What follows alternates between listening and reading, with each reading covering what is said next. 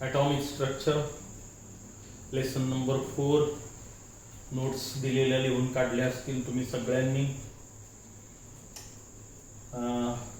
पुन्हा एकदा सांगतो, यूट्यूब चॅनल सबस्क्राईब करत चला, कमेंट देत चला व्हिडिओ कसा वाटला, म्हणजे माझा पुढचा व्हिडिओ इम्प्रूव्ह होत जाईल, चांगला होत जाईल, तुम्हाला इंटरेस्ट वाढत जाईल. ठीक आहे. आता ॲटॉमिक स्ट्रक्चरमध्ये आपण आज रुदरफोर्ड ॲटॉमिक मॉडेल, अर्थात सगळ्या गोष्टी तुम्हाला मी आधीच सांगितलेल्या आहेत. रुदरफोर्ड ॲटॉमिक मॉडेल प्रश्न 2 मार्काला विचारला जातो. रुदरफोर्ड ॲटॉमिक मॉडेल अगदी सोपे पॉइंट आहे, जे अगोदरच आपण जवळपास सगळेच घेतलेले आहेत, पण त्यावरून आपल्याला ॲटम कसा असतो साधारणतः त्याचं एक ढोबळमानानं चित्र आपल्या डोळ्यासमोर उभं राहतं. काय आहे, काही पॉइंट मी तुम्हाला सांगणार आहे जे अगोदर तुम्हाला माहिती आहे, नसेल आता कळतील तुम्हाला. रुदरफोर्ड ॲटॉमिक मॉडेल यांनी काय सांगितलं ॲटम बद्दल आपल्याला पहा. Atom has a spherical shape. Atom has a spherical shape. It has a two part. The central part of the atom is called as a nucleus. Spherical shape आहे. Atom has a spherical shape. It has two part. Central part of the atom is called as a nucleus, and remaining part is called as a extra nuclear part. माहिती आहे आपल्याला हे, बरोबर. Atom has two part. Central part of the atom is called as a nucleus, and remaining part of the atom is called as a extra nuclear part और extra nuclear region म्हणा. ठीक आहे. Atom has spherical shape whose radius is, आता atom जर sphere सारखा आहे तर याची रेडियस, ही रेडियस झाली आता, नाही का. The radius of the atom is approximately, हे R म्हणतो मी याला, radius of the atom is 10 to the power -8 centimeter, or it is equal to 10 to the power -10 meter. अगदी कमी अंतर, खूप लहान आहे अंतर आहे. सेंटीमीटर मध्ये मोजू शकतो किंवा आपण मीटर मध्ये म्हणतो. Radius of the atom is of the order of, त्यांनी अप्रॉक्सिमेटली सांगितलेलं आहे आपल्याला. अगदी सुरुवातीचं मॉडेल आहे तेव्हा फारसं सायन्स डेव्हलप झालेलं नव्हतं, ॲटम बद्दल फारशी माहिती नव्हती, तेव्हा त्यांनी हे मांडलेलं आहे. त्यामुळे हे फारच प्रिलिमिनरी आहे, एवढं सोपं नाही आहे ॲटम समजणं. ठीक आहे, पण आपण स्टेप बाय स्टेप जाणार आहोत. मग atom has two part. Central part is called as a nucleus, remaining part is called as a extra nuclear region. Atom has a spherical shape whose radius is of the order of 10 to the power -8 centimetre और 10 to the power -10 metre. दोन्ही अंक सारखेच आहे, हे centimetre मध्ये, हे metre मध्ये. Now radius of the nucleus is of the order of, त्यांनी हेही सांगितलं. हे काय होईल आता, न्यूक्लियसची रेडियस ही कॅपिटल आर म्हणतो थोडक्यात मी. मग हे काय होईल आता, किंवा नाही म्हटलं तरी चालेल. This is of the order of 10 to the power -13 centimetre, और it is equal to 10 to the power -15 metre. The radius of the nucleus is of the order of 10 to the power -13 centimetre, और it is of the order of 10 to the power -15 metre. ठीक आहे. त्यानंतर पुढचा point त्यांनी सांगितला, हे अंतर म्हणजे रेडियस ऑफ द ॲटम, बरोबर आहे, आणि हे अंतर म्हणजे रेडियस ऑफ द न्यूक्लियस झालं. The maximum mass of the atom, त्या काळात त्यांनी काय सांगितलं होतं पहा. The maximum mass of the atom is concentrated inside the nucleus. त्याला असं दिसून आलं की जर आपण त्या ॲटम मधून सगळे इलेक्ट्रॉन काढून टाकले तर न्यूक्लियस शिल्लक राहिलं, पण मास फारसं बदलत नाही, म्हणजे 99% मास जसं तसंच राहतं. याचा अर्थ काय, मास सगळं कुठे एकवटलेलं आहे, न्यूक्लियस मध्ये एकवटलेलं आहे, असं त्यांनी सांगितलं आपल्याला. The maximum mass of the atom is concentrated inside the nucleus, हे त्याचं वाक्य आहे. त्याचा अर्थ आपण काय घेणार आता मुलांना, की याच्यातलं मॅक्झिमम मास हे न्यूक्लियस मध्ये आहे. याचाच अर्थ आज आपण असा घेऊया की प्रोटॉन आणि न्यूट्रॉनला जास्त मास असतं, इलेक्ट्रॉनला फारसं मास नसतं, निग्लिजिबल मास. म्हणजेच काय तर maximum mass of the atom is concentrated inside the nucleus. It means that याचाच अर्थ आपण काय घेणार आहोत, त्यांनी असं स्पष्ट म्हटलं नव्हतं कारण त्याला न्यूट्रॉनही माहित नव्हता तेव्हा. ठीक आहे, मॅक्झिमम मास इथे आहे असं त्यांनी तेव्हा सांगितलं होतं. आज आपण त्याचा अर्थ काय घेतो की प्रोटॉन न्यूट्रॉन न्यूक्लियस मध्ये आहेत. ठीक आहे, आपल्याला समजून घ्यायचं आहे. तेव्हा मात्र त्यांनी काय म्हटलं होतं, maximum mass is present inside the nucleus. Now nucleus is positively charged. पुढचा point, nucleus is positively charged. आता न्यूक्लियस पॉझिटिव्हली चार्ज येतो म्हणतो का बरं? Due to presence of positively charged protons inside it. यामध्ये पॉझिटिव्हली चार्जड प्रोटॉन्स असतात म्हणून nucleus कसं आहे तो म्हणतो nucleus is positively charged. Due to presence of positively charge proton in it. मग प्रोटॉनचा शोध त्यांनीच लावलेला आहे रुदरफोर्डनी. याचा अर्थ न्यूक्लियस पॉझिटिव्हली चार्ज का आहे, यामध्ये पॉझिटिव्हली चार्ज प्रोटॉन्स आहेत म्हणून. Now the total atom is neutral. पुन्हा पुढचा पॉइंट सांगितला त्यांनी, हे पॉझिटिव्हली चार्ज आहे पण एकूण ऍटम कसा आहे, न्यूट्रल आहे. मग हे चार्जेस कुठे गेले? समजा इथे जर आता 10 पॉझिटिव्ह चार्जेस असतील आणि टोटल ऍटम काय आहे, न्यूट्रल आहे, म्हणजे 10 इथे निगेटिव्ह चार्जेस पण असले पाहिजेत. कारण इलेक्ट्रॉनवर निगेटिव्ह चार्ज, प्रोटॉनवर पॉझिटिव्ह चार्ज. 10 प्रोटॉन असतील तर 10 इलेक्ट्रॉन पण इथे असतात. हा आपला आजचा अर्थ झाला. ठीक आहे, मग आपण असं म्हटलंय त्याने अगोदर सांगितलं आपल्याला, nucleus is positively charged due to presence of positively charged protons in it. Now overall atom is neutral because the number of positive charges present in the nucleus is equal to the number of negative charges present in the extranuclear part. काय सांगितलं होतं त्याने? The nucleus is positively charged and overall atom is neutral. Why? पूर्ण atom neutral आहे का बरं? The number of positive charges present inside the nucleus is equal to the number of negative charges present in the extranuclear part. हे त्याचं statement आहे. आपण अर्थ काय घेणार आता की न्यूक्लियस मध्ये जेवढे पॉझिटिव्ह चार्जेस असतात तेवढेच negative charges extra nuclear part मध्ये असतात. म्हणजे न्यूक्लियस मध्ये जर 10 प्रोटॉन असतील तर एक्स्ट्रा न्यूक्लियर पार्ट मध्ये 10 इलेक्ट्रॉन असलेच पाहिजेत, नाही का? 9 प्रोटॉन असतील 9च इलेक्ट्रॉन राहतील. 52 प्रोटॉन असतील 52 इलेक्ट्रॉन राहतील. 1 प्रोटॉन 1 इलेक्ट्रॉन, नाही का? मग हे त्यांनी सांगितलं आपल्याला. आणि एक शेवटचं वाक्य सांगितलं पुन्हा आपल्याला त्यांनी, this electron revolves around the nucleus. बस एवढंच वाक्य आहे त्याचं. काय? Electron revolves around the nucleus. Of course in different shells and subshells. हे नंतर माहिती झालं आपल्याला की इलेक्ट्रॉन हे न्यूक्लियस भोवती फिरत असतात वेगवेगळ्या शेल्स मध्ये. त्याला कक्षा म्हटलं जातं. शेल्स अँड सबसेल, शेल सबशेल्स मध्ये हे इलेक्ट्रॉन फिरत असतात. कुठे? न्यूक्लियसच्या भोवती. मग आता हे सगळे पॉइंट एकत्र केले तर त्याला म्हणायचं रुदरफोर्ड ॲटॉमिक मॉडेल. आणि रुदरफोर्ड ॲटॉमिक मॉडेल अगदी प्रिलिमिनरी स्टेजचं मॉडेल आहे. काही गोष्टी याच्यावरून आपल्या लक्षात आले आहेत आणि हेच आपल्याला नेमकं शिकायचं आहे की ॲटम स्पेअर सारखा आहे, मध्यभागी न्यूक्लियस आहे, न्यूक्लियस मध्ये प्रोटॉन न्यूट्रॉन आहे, प्रोटॉनवर पॉझिटिव्ह चार्ज आहे त्यामुळे न्यूक्लियस पॉझिटिव्हली चार्ज झालं. एक्स्ट्रा न्यूक्लियर पार्ट मध्ये जेवढे प्रोटॉन असतात तेवढेच इलेक्ट्रॉन ते एक्स्ट्रा न्यूक्लियर पार्ट मध्ये त्या न्यूक्लियसच्या भोवती फिरत असतात. ॲटमची रेडियस 10 to the power -8 सेंटीमीटरच्या रेंज मध्ये आहे. न्यूक्लियसची रेडियस 10 to the power -13 सेंटीमीटरच्या रेंज मध्ये आहे. हे सगळे पॉइंट एकत्र करा, मागे पुढे झाला तरी चालतो. याला काय म्हणायचं मग? Rutherford atomic model. एक मात्र आपल्या आता लक्षात आलाय. आपला पुढचा पॉइंट जो आहे जो मोस्ट इम्पॉर्टंट या प्रकरणामध्ये सगळ्यात ज्याच्यासाठी आपण प्रकरण शिकून राहिलो तिकडे आपण चाललो आहोत आता. हे प्रकरण कशासाठी शिकतोय आपण? त्याच्याकडे चाललोय आपण. ज्याला म्हटलं तुम्ही इलेक्ट्रॉनिक कॉन्फिगरेशन, बरोबर आहे?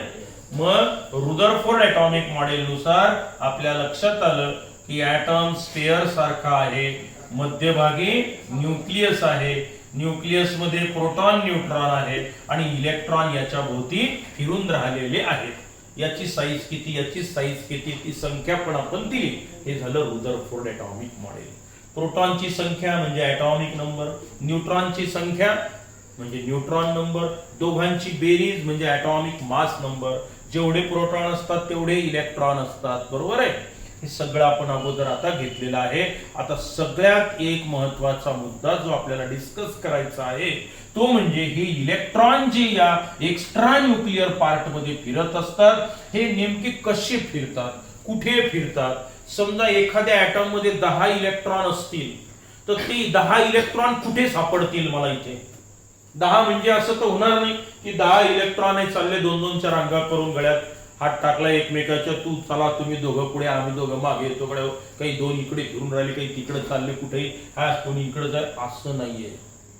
2-2च्या रांगा नाही, 3-3च्या रांगा नाहीये. अतिशय शिस्तबद्ध रचना या इलेक्ट्रॉनची फिरण्याची असते.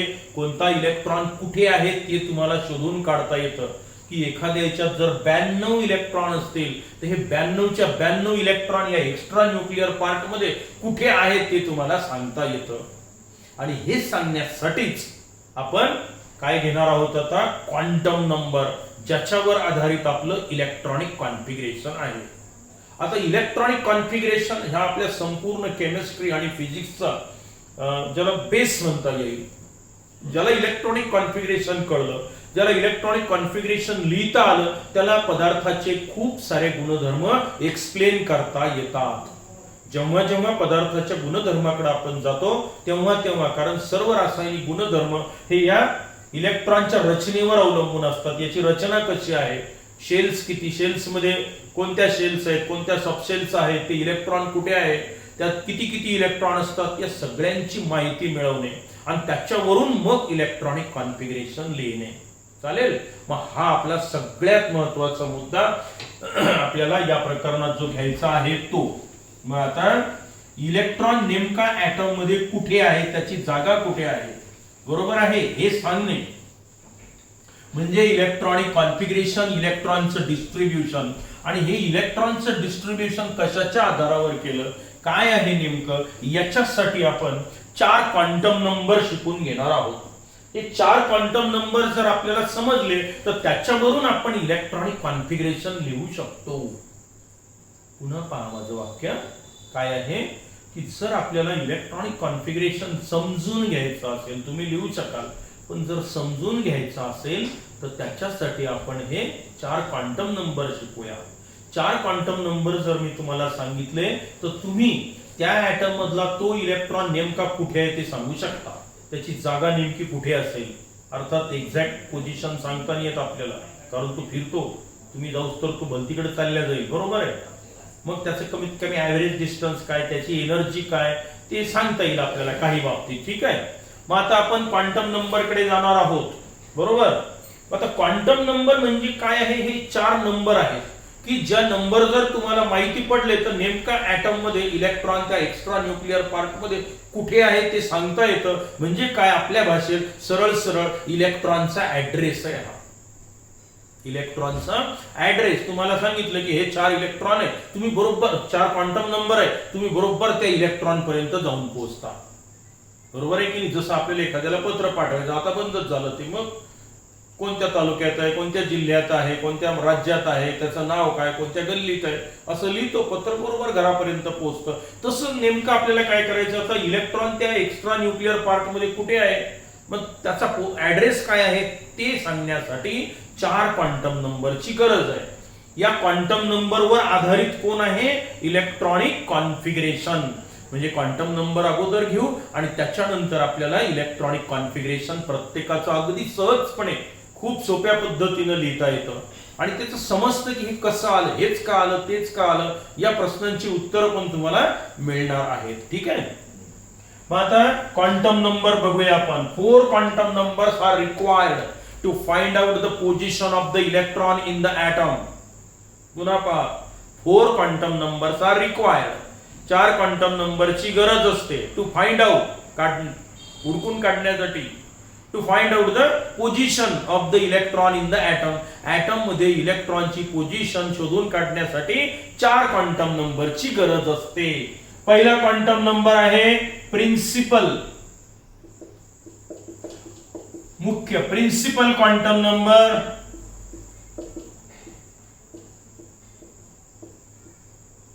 It is denoted by small n.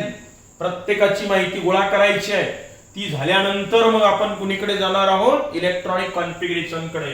दुसरा आहे azimuthal quantum number.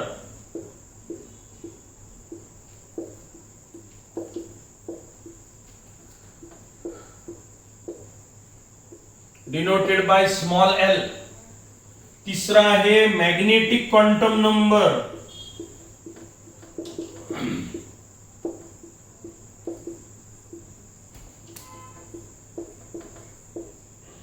Small m. आणि चौथा आहे स्पिन क्वांटम नंबर.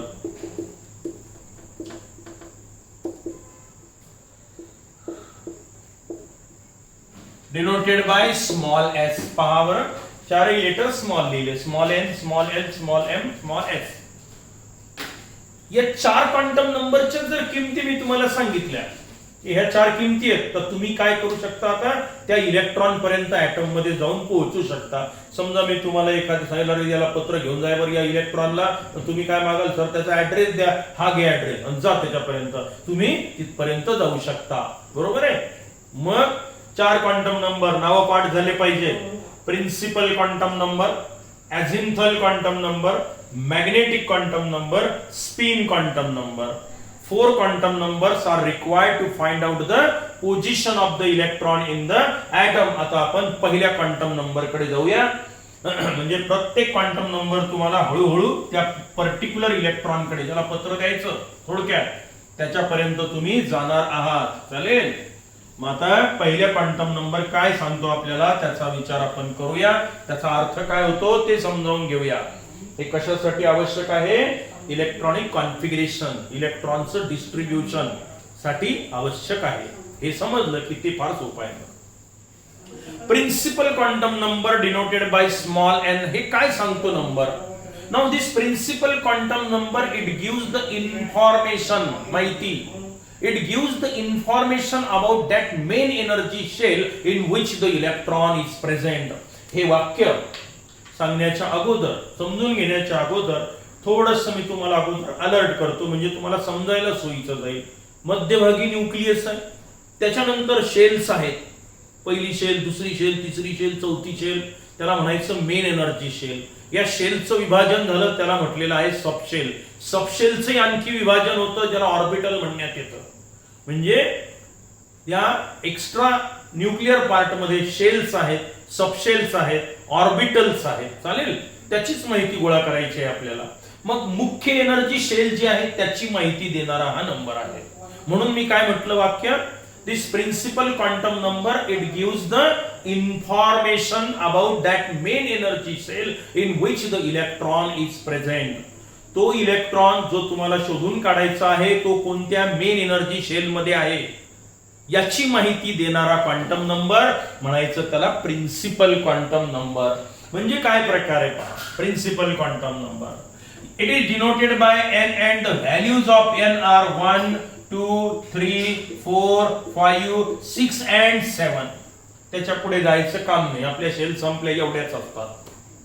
यांच्या किमती सांगितल्या मी तुम्हाला, 1, 2, 3, 4 अप टू 7. काय आहे याचा अर्थ नेमका बघा.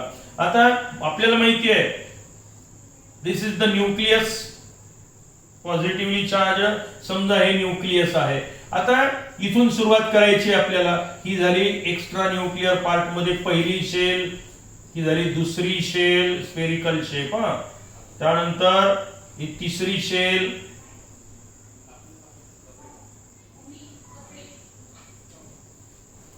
पहा पहिली शेल, दुसरी शेल, तिसरी शेल.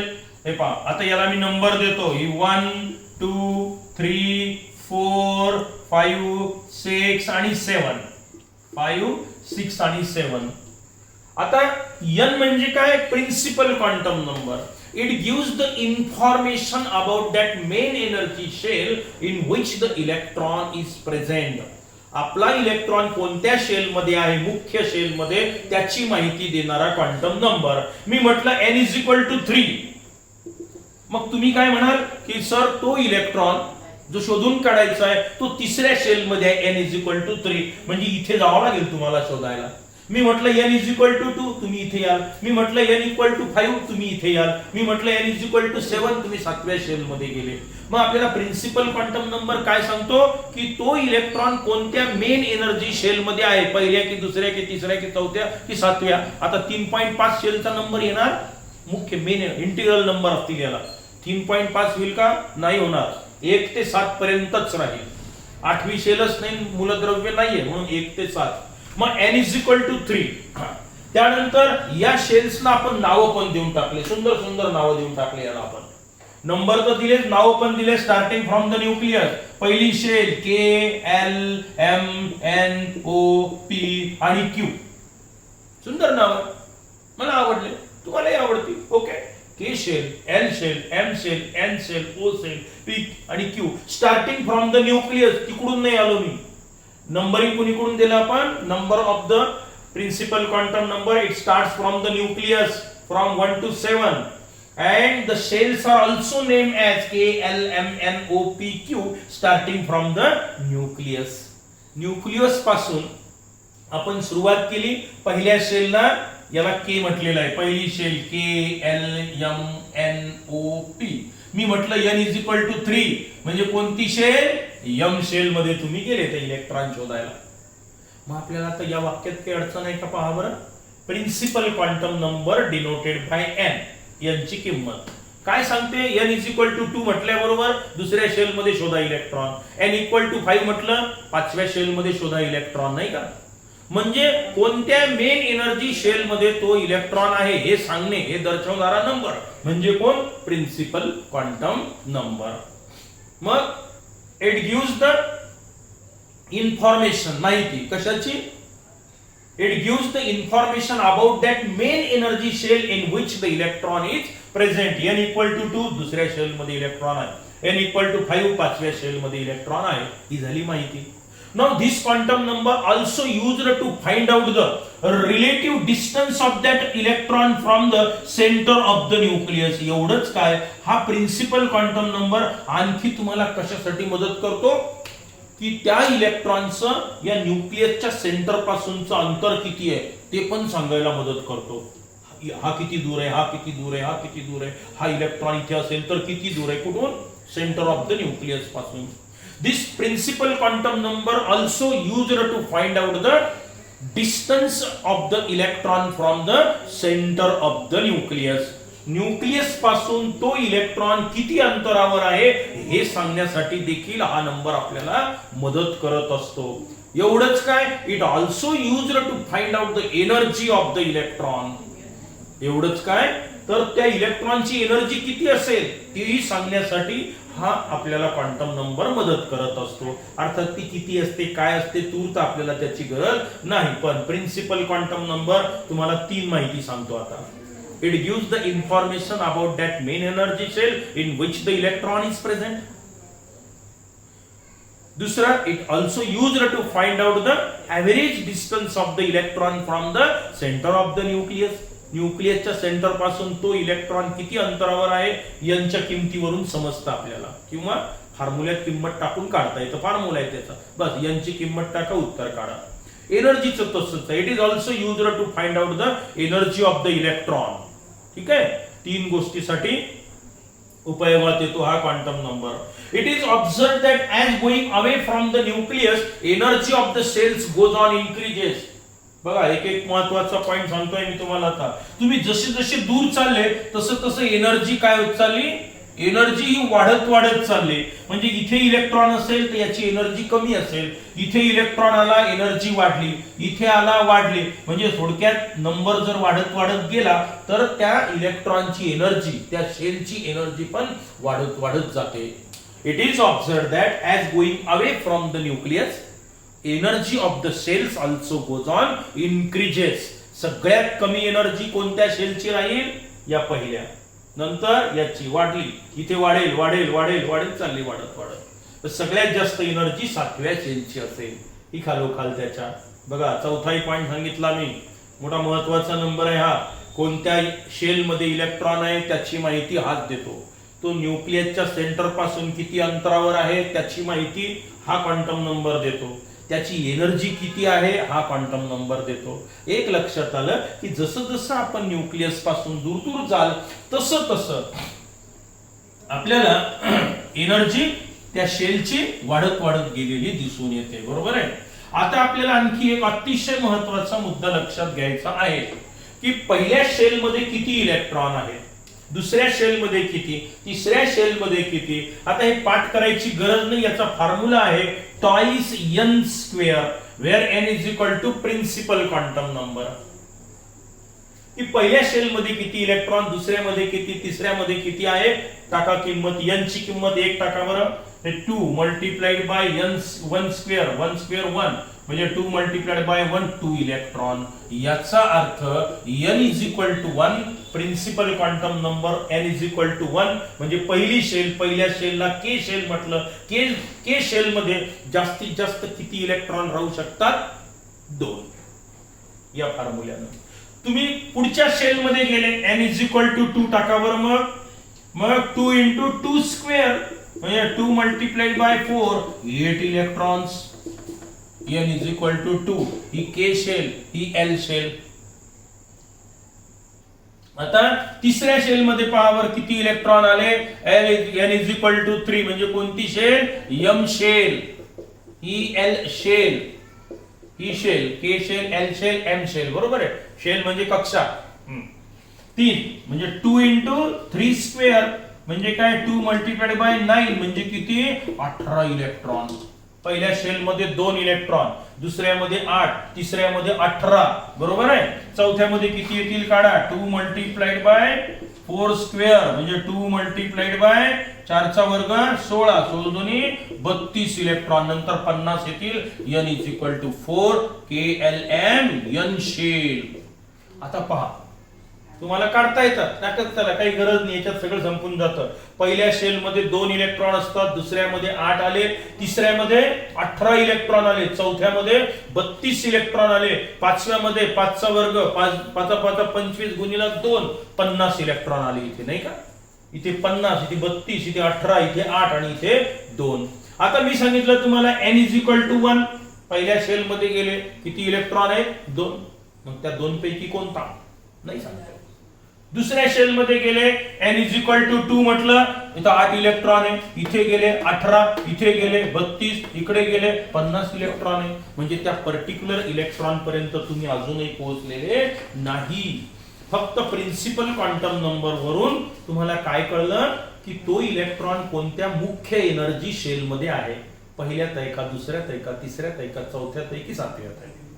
तुम्ही कोणत्याही शेल मध्ये गेले तर एकापेक्षा जास्त इलेक्ट्रॉन आहे. पहिल्या शेल मध्ये किती इलेक्ट्रॉन आले 2, दुसऱ्या शेल मध्ये किती आहेत 8, तिसऱ्या शेल मध्ये 18, चौथ्यामध्ये 32. मग n इज इक्वल टू 4 म्हटलं. सर तुम्ही आम्हाला चौथ्या शेल मधल्या इलेक्ट्रॉनचा ऍड्रेस दिला, आम्ही चाललो तिथे, मी चाललो चौथ्या शेल मध्ये गेलो, अरे बापरे इथे तर 32 इलेक्ट्रॉन आहे बाबा, आता हे कोण याच्यातलं. मग आता त्या 32 पैकी कोण हे शोधून काढायचं आहे. तिसऱ्या शेल मध्ये 18 पैकी कोण, दुसऱ्या शेल मध्ये 8 पैकी कोण, पहिल्या शेल मध्ये 2 पैकी कोणता. मग याच्यासाठी आपल्याला आता पुढचे क्वांटम नंबर मदत करतील. याने आपल्याला फक्त कुठपर्यंत नेऊन घातलं मित्रांनो, मेन एनर्जी शेल मध्ये नेऊन घातलं. याला म्हणायचं principal quantum number. Write a note on principal quantum number म्हटलं की एवढे पॉइंट लिहून टाकायचे. बरोबर आहे. एनर्जी वाढत जाते, न्यूक्लियस कडून सुरुवात केली 1 2 3 4 5 6 7 किंवा KLMNO ओके.